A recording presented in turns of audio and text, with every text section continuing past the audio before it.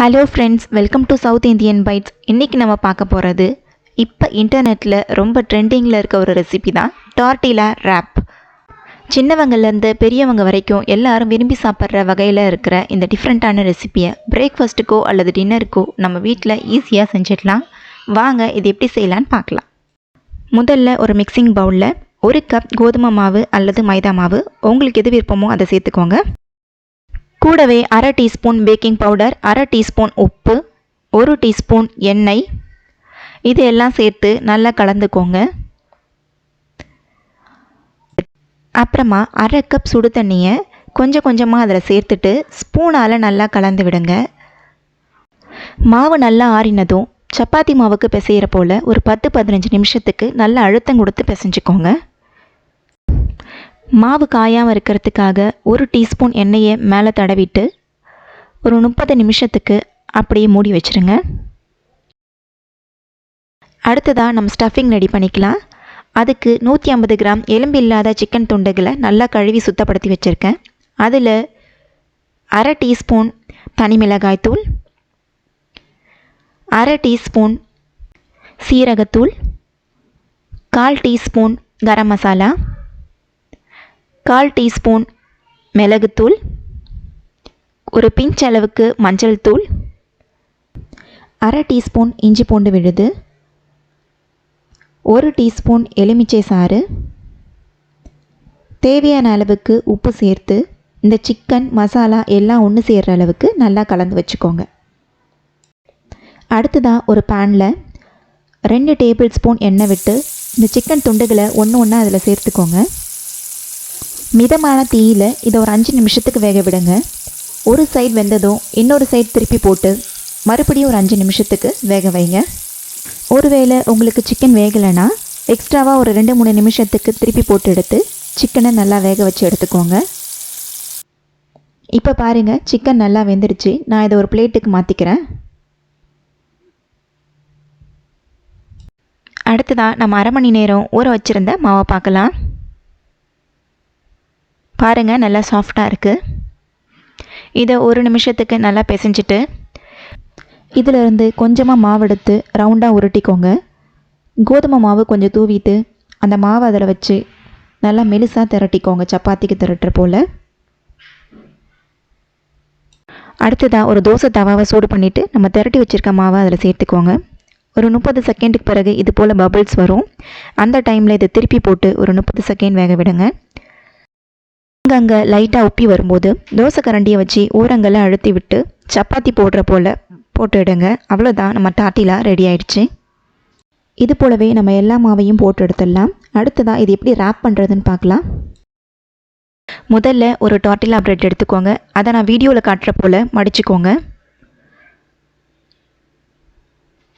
அடுத்ததாக அதில் ஒரு சிசர் வச்சு நான் கட் பண்ணுற போல் பாதி வரைக்கும் கட் பண்ணிக்கோங்க.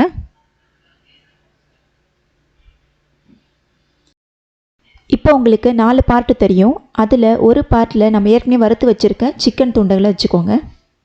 2வது பார்ட்டில் கொஞ்சமாக டொமேட்டோ கெட்சப்பும் கொஞ்சம் மயனஸும் சேர்த்துக்கோங்க.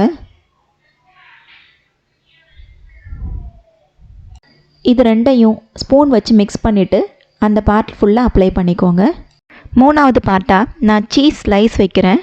இங்கே நான் செடார் சீஸ் சேர்த்துருக்கேன். உங்களுக்கு எந்த சீஸ் கிடைக்குதோ அதை சேர்த்துக்கோங்க.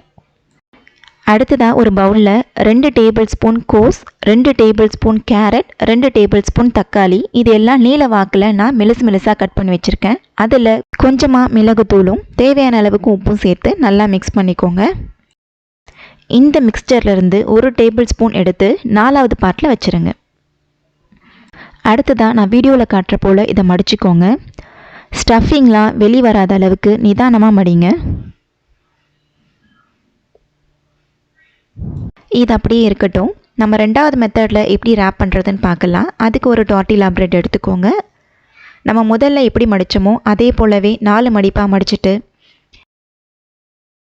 அதை சிசர் வச்சு முன்ன சொன்ன போலவே கட் பண்ணிக்கோங்க.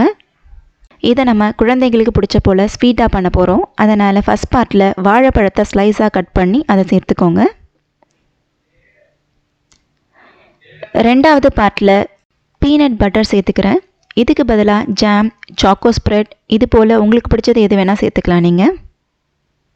அடுத்ததாக 1 டேபிள் ஸ்பூன் அளவுக்கு பொடியாக நறுக்கின முந்திரி, பாதாம், பிஸ்தா, துருவின தேங்காய் சேர்த்துருக்கேன். உங்களுக்கு விருப்பமான நட்ஸை சேர்த்துக்கலாம். அதில் 4வது பார்ட்டாக சீஸ் ஸ்லைஸை வச்சுருக்கேன். இது ஃபுல்லாகவே உங்கள் டேஸ்ட்டுக்கு தகுந்த போல் உங்கள் விருப்பத்துக்கு ஏற்ற போல் மாற்றிக்கலாம். இப்படி தான் செய்யணும்னு கட்டாயம் இல்லை. அடுத்ததாக இதையும் முன்ன போலவே நிதானமாக மடிச்சுக்கோங்க. இப்போ நம்ம 2 மெத்தடில் ஒன்று ஸ்பைசியாகவும் இன்னொன்று ஸ்வீட்டாகவும் பண்ணியிருக்கோம். அடுத்ததாக ஒரு பேனில் 1 டேபிள் ஸ்பூன் வெண்ணெய் சேர்த்துக்கோங்க. வெண்ணெய் உருகினதும் நம்ம ரெடி பண்ணி வச்சுருக்க டார்ட்டிலா ரேப் எல்லாத்தையுமே ஒன்று ஒன்றா அதில் வச்சுடுங்க. இது அப்படியே 1 நிமிஷத்துக்கு ஹை ஃப்ளேமில் வச்சுருங்க. 1 நிமிஷத்துக்கு பிறகு திருப்பி போட்டு மறுபடியும் 1 நிமிஷம் அப்படியே இருக்கட்டும். இது 2 சைடும் பொன்னிறமாக சிவந்து டோஸ்ட் ஆனதும் ஒரு பிளேட்டுக்கு மாற்றிக்கலாம். அவ்வளோதான், நம்மளுடைய சுவையான டார்ட்டிலா ரேப் ரெடி ஆயிடுச்சு. உங்களுக்கு சிக்கன் பிடிக்கலைன்னா பன்னீர் வச்சு இதே போல் செஞ்சுக்கலாம் நீங்கள். அல்லது எக் புர்ஜி, உருளைக்கிழங்கு மசாலா, இப்படி உங்கள் க்ரியேட்டிவிட்டிக்கும் டேஸ்ட்டுக்கும் தகுந்த போல் எப்படி வேணால் இதை மாற்றி செய்யலாம். நீங்களும் இந்த ரெசிபியை செஞ்சு பார்த்துட்டு எப்படி இருக்குன்னு கமெண்ட் பண்ணுங்கள். வீடியோ பிடிச்சிருந்தாலும் கமெண்ட் பண்ணுங்கள், லைக் பண்ணுங்கள், ஷேர் பண்ணுங்கள். நம்ம சவுத் இந்தியன் பைட்ஸ் சேனலை சப்ஸ்கிரைப் பண்ணாதவங்க சப்ஸ்கிரைப் பண்ணிவிடுங்க. கூடவே பக்கத்தில் இருக்க பெல் ஐக்கான் அழுத்தி ஆல் ஆப்ஷனையும் ப்ரெஸ் பண்ணிக்கோங்க. நன்றி.